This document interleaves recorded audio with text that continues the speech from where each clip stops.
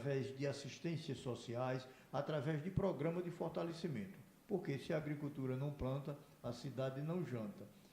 E assim é a continuidade da nossa luta dentro do movimento sindical.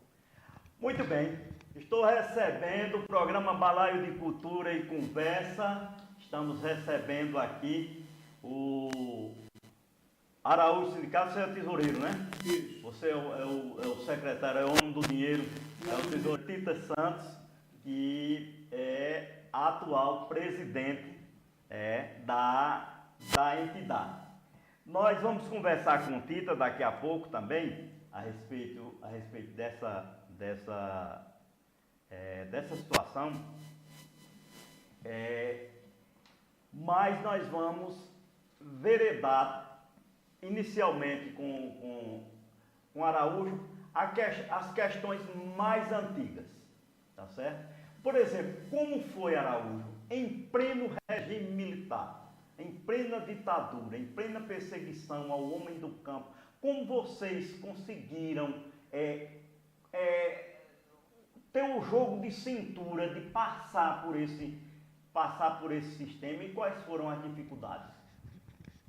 Companheiro Valdemir, veja bem, a ditadura militar, quando ela surgiu no dia 1º de abril de 1964, a nossa federação tinha sido fundada no dia 6 de junho de 1962 e a nossa CONTAG em dezembro de 1973. Repara que coincidência.